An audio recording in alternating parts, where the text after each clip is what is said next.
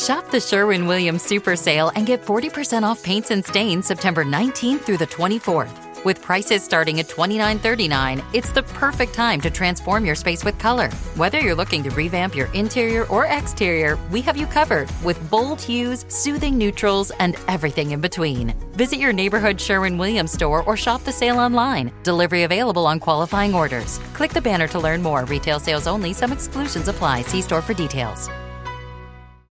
Good evening, and welcome to Night Gallery. Thank you, Rod.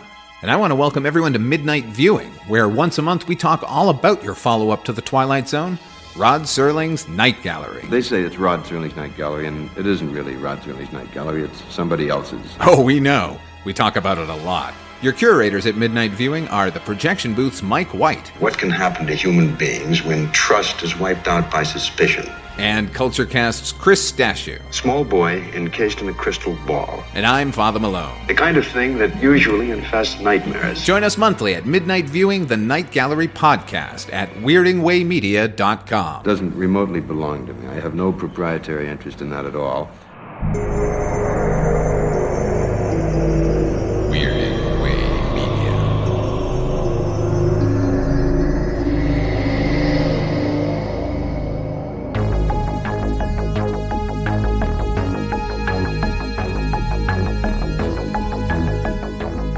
Weirding Way Media. Weirding Way Media presents Astounding Tales of the Public Domain with Father Malone.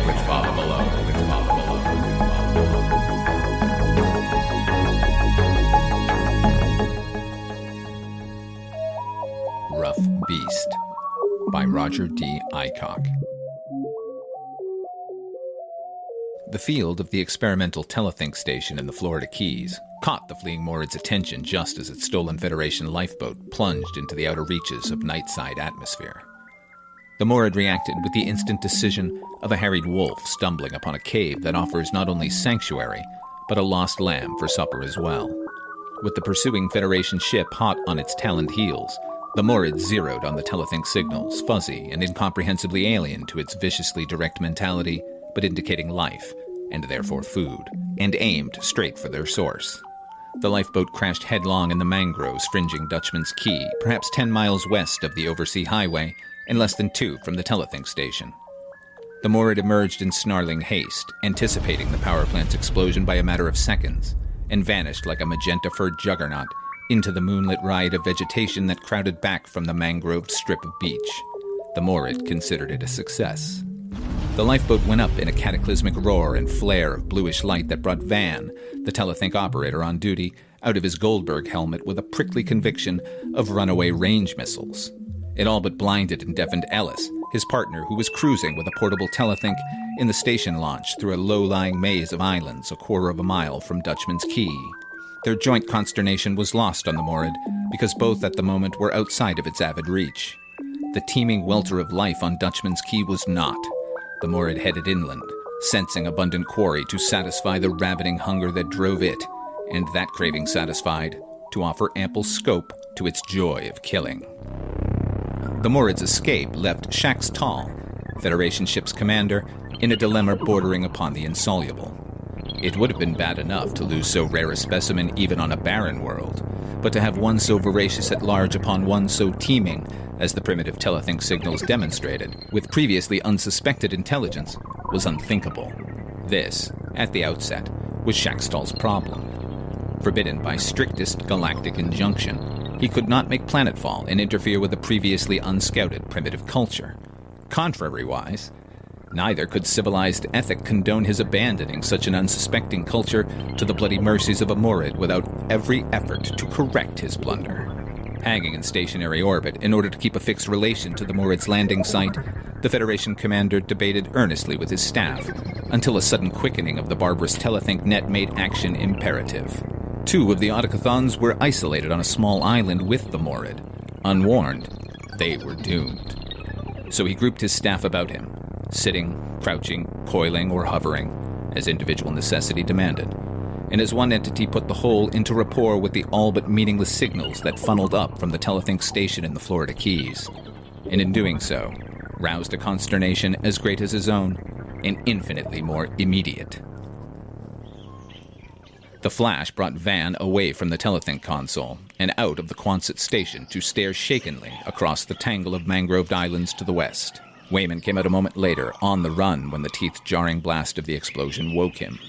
They stood together on the moon-bright sand, and Van relayed, in 4 words, the total of his information. "It fell over there," Van said. A pale pinkish cloud of smoke and steam rose and drifted phosphorescently toward a non-committal moon. "Second key out," Wayman said. "That would be Dutchman's, where the hermit lives." Van nodded, drawing minimal reassurance from the fact that there had been no mushroom. "It shouldn't be atomic." The Gulf breeze was steady out of the west, freighted with its perpetual salt and mangrove smell. "The Geigers will teach us soon enough," Wayman said. "Not that it'll help us, with Ellis out on the launch." They looked at each other in sudden shock of joint realization. "The launch?" Van said. "Ellis is out there with the portable telethink rig. We were working out field strength ratios for personal equipment." They dived for the Quonset together. Van, smaller and more agile than the deliberate Wayman, reached the telethink first. "Nothing but the regular standby carrier from Washington," Van said. "Ellis may have been directly under the thing when it struck. He was working toward Dutchman's Key, hoping for a glimpse of the hermit. Maybe he wasn't wearing the telethink when the blast came," Wayman said. Then, with characteristic practicality, "Better image Washington about this while we're waiting for Ellis to report in. Can't use the net radio. We'd start a panic." Van settled himself at the console. "I'll try. That is, if I can get anything beyond the sort of subliminal rot we've been trading lately." He signaled for contact and felt the Washington operator's answering surge of subconscious resentment at being disturbed. With the closing of the net, the now familiar giddiness of partial rapport came on him, together with the oppressive sense of bodily sharing. There was a sudden trickle of saliva in his mouth, and he resisted the desire to spit. "Washington is having a midnight snack," Van said. "Rotted sardines and Limburger, I think." He made correction when the Washington operator radiated indignation. "Goose liver and dill pickles, then, but you wouldn't guess it. Salt tastes like brass filings." Wayman said shortly, "Get on with it. You can clown later." Van visualized the flare of explosion and winced at the panicky hammer-and-sickled surmise that came back to him. "How would I know?" he said aloud. "We have a man out." He recalled the inherent limitation of phonetics then, and fell back upon imagery, picturing Ellis's launch headed toward an island luridly lighted by the blast. For effect, he added, on the Key's minuscule beach, a totally imaginary shack of driftwood, complete with bearded hermit. He knew immediately when authority arrived at the other end of the net. There was a mental backwash of conversation that told him his orders even before the Washington operator set himself for the relay. "They want an eyewitness account from Ellis," he told Wayman. "As if." Ellis broke into the net at the moment, radiating a hazy image. He was still partially blinded from the glare of the blast, of a lowering quay overhung by a dwindling pall of pinkish smoke. In the foreground of lagoon and mangroves stood a stilted shack not unlike the one Van had pictured, but without the hermit. Instead, the rickety elevation of thatched porch was a blot of sable darkness, relieved only by a pair of slanted yellow eyes gleaming close to the floor. Climactically, Shackstall entered the net then with an impact of total information that was more than the human psyche, conditioned to serialized thinking by years of phonetic communication, could bear. The Washington operator screamed and tore off his helmet, requiring restraint until he could compose himself enough to relay his message. Ellis, in his launch, faded dead away and ran the boat headlong aground on the beach of Dutchman's Key. Van reeled at his chair, teetering between the shock and lunacy, until Wayman caught him and slid the telethink from his head. It was minutes before Van could speak. When he did, it was with a macabre flippancy that Wayman found more convincing than any dramatics. "It's come," Van said. "There's an interstellar ship out there with a 1,000-odd crew that would give Dali himself nightmares." Wayman had to shake him forcibly before he could continue. "They're sorry they can't put down and help us," Van said. "Galactic regulations, it seems. But they feel they should warn us that they've let some sort of bloodthirsty jungle monster, a specimen they were freighting to an interplanetary zoo, escape in a lifeboat. It's loose down here.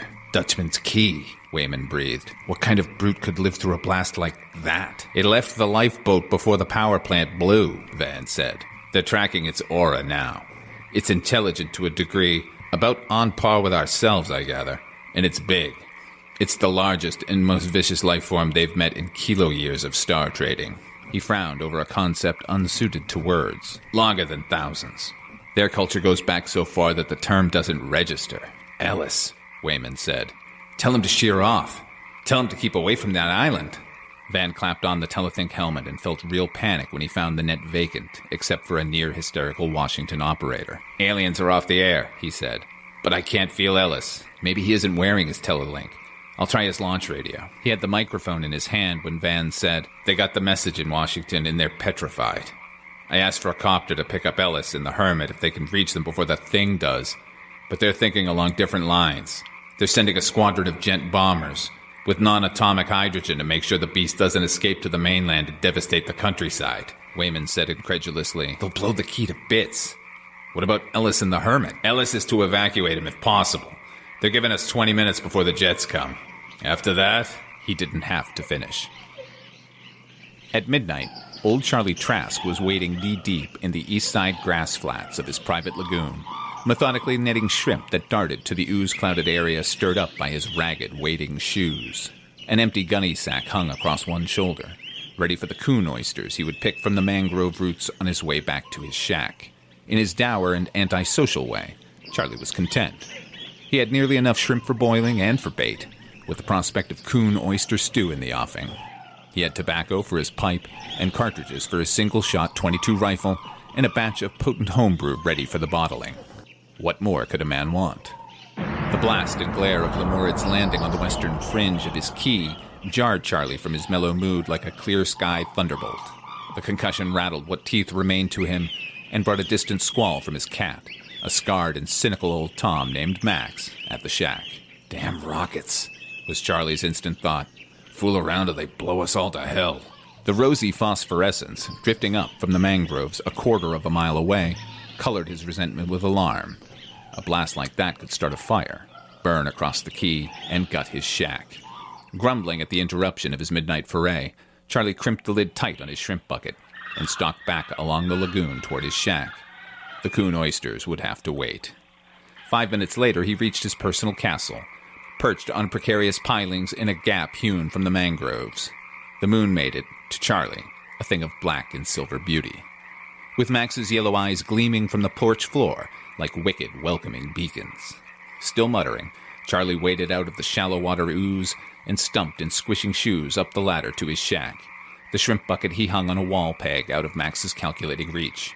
He found his pipe in the kitchen and loaded and lighted it, deliberately because the capacity for haste was not in him.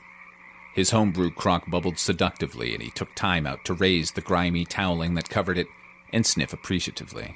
"Ready to cap by the time I get back and get the shrimp graded." He changed his dripping brogans for a pair of snake-proof boots and took down his .22 rifle from its pegs, not because he really imagined that anyone might have lived through such a blast, but because strangers, them radio fellas 2 keys east, for instance, might take it into their heads to come prying around. He was halfway across the key when the drone of Ellis's launch entering his lagoon justified his suspicions. Charlie's investigation was soon over. A dying plume of steam, rising from a circle of battered mangroves, told him that no danger of fire impended, and he turned back in relief. It did not occur to him that the pilot of his hypothetical rocket might be lying desperately injured in the shallow water, at the mercy of sharks and crocodiles. If it had, he would not have moved to help. Any fool who got himself into such a spot, in Charlie's rude philosophy, could get himself out. The drone of the launch's engine was loud when he reached his shack. The boat, handled by a pilot grotesque in what Charlie took at first for a diver's helmet, was heading directly for his landing at an unsafe speed. "Serve him right if he shoals on an oyster bed and rips his bottom," Charlie said. As if on cue, the boat swerved sharply. Its pilot came half erect, arms flung wide in a convulsive gesture. The engine roared wildly. The boat heeled, slamming its occupant against the right gunwale, and blasted straight for Charlie's shack. Miraculously, it missed the shack's piling and lunged half its length upon the sand. The engine roar died instantly. The pilot was thrown headlong overside, Goldberg helmet flying off in mid-arc to lie stunned at the foot of Charlie's ladder. Callously, Charlie stepped over to Ellis's twitching form and stumped up the ladder to his shack.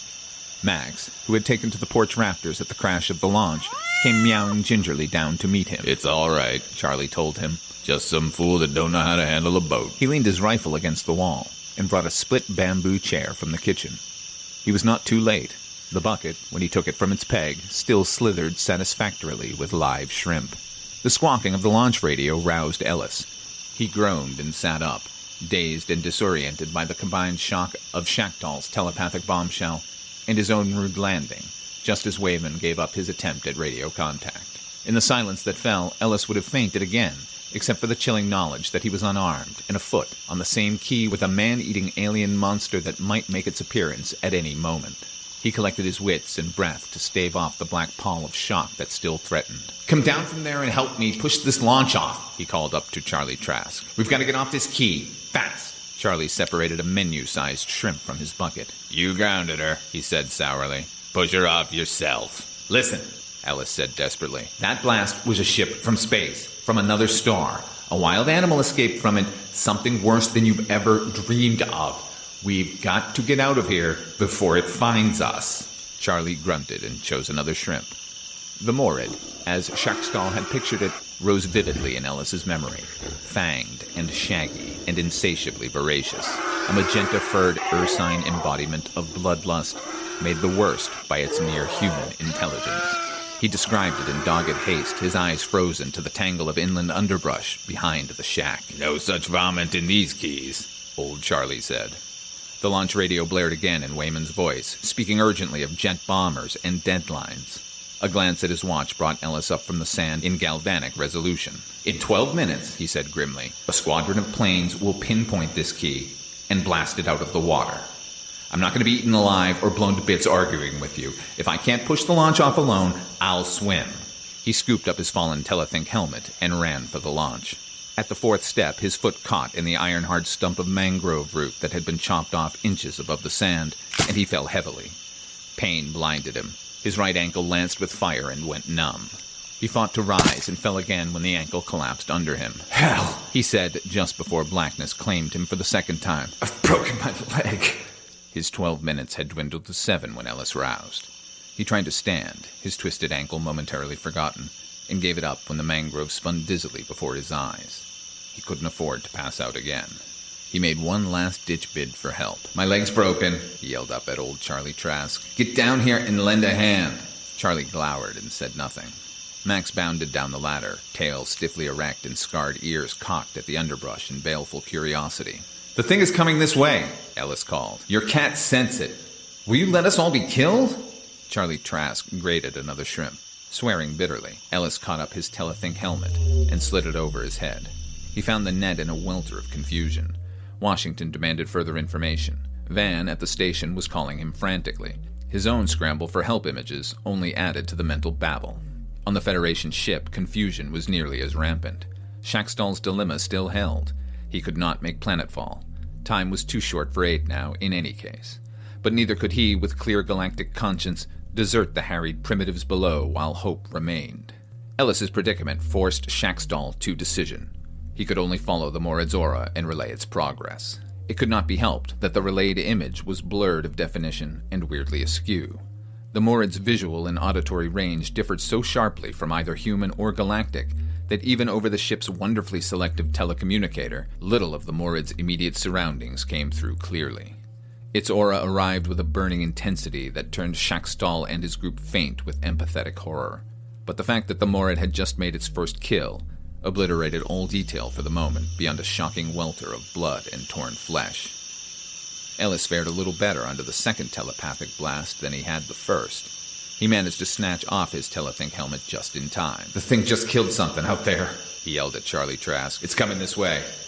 "Are you going to sit?" Charlie grated his last edible shrimp, took up his bucket, and went inside.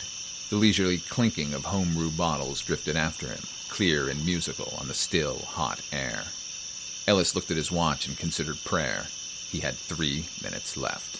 When the Morid came, Ellis was sitting dumbly on the sand, nursing his broken ankle and considering with a shock-detached part of his mind a fragmentary line of some long-forgotten school day's poem.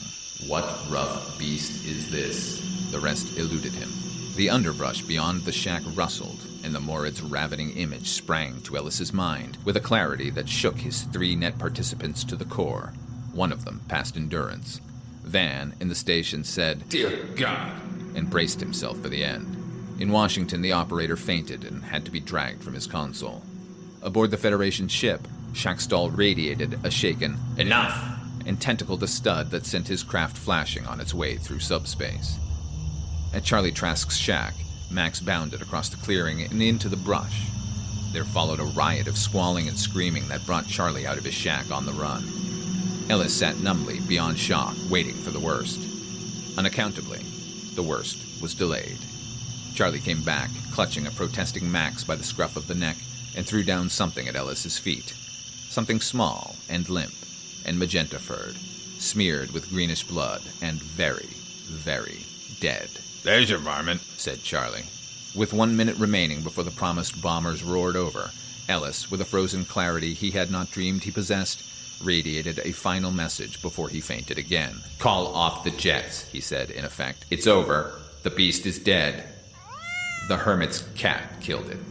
An hour later at the station, his ankle bandaged and his third cup of coffee in hand, Ellis could review it all with some coherence. "We didn't consider the business of relative size," he said. "Neither did our galactic friends. Apparently they're small, and so are all the species they've met before. Maybe we're something unique in the universe after all. And maybe it's a good thing they didn't land and learn how unique." "It figures," said Wayman. "Washington let it out on the air that DF stations made a fix on the spaceship before it jumped off. It measured only 22 feet. Van said wonderingly, "And there were hundreds of them aboard. Gentlemen, we are Brobdingnagians in a universe of Lilliputians." "I've been trying," Ellis said irrelevantly, "to recall a poem I read once in school. I've forgotten the author and all the verse, but one line. It goes, 'What rough beast is this?'" Van quoted. "You were thinking about it hard enough when the debacle in the brush took place. The image you radiated was rough enough. It shocked the pants off us, and off the Galactics," Wayman said. "The shoe is on the other foot now, I think." He went to the Quonset door and looked out and up, listening. "Jets. The Washington brass on its way to cross-examine us." "The other foot?" Van said. "Don't be cryptic, man. Whose foot?" "Theirs," Ellis said. "Don't you see? One of these days we'll be going out to make our own place in the galaxy. With our size and disposition, how do you think we'll seem to those gentle little people?" Van whistled in belated understanding. "Rough," he said.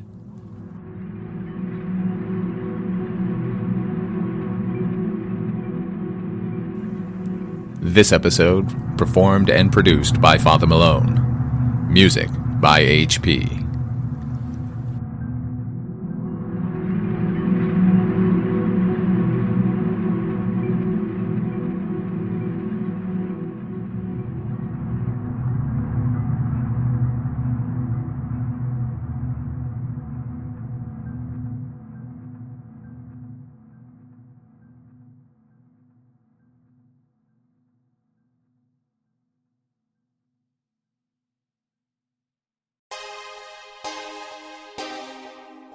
The audio commentary.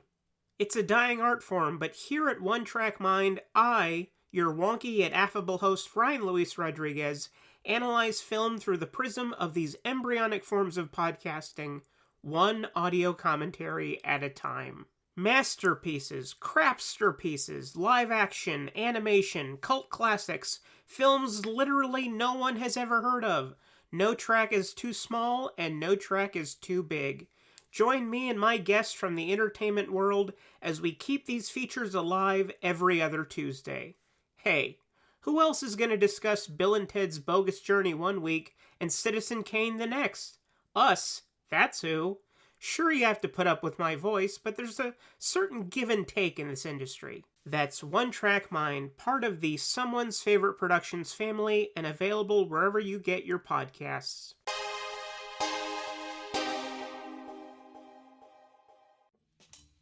Do you love movies? So do I. What's up, y'all? It's KB, and I love movies, inviting you to listen to The Conversation, a film podcast where passion meets perspective and opinion.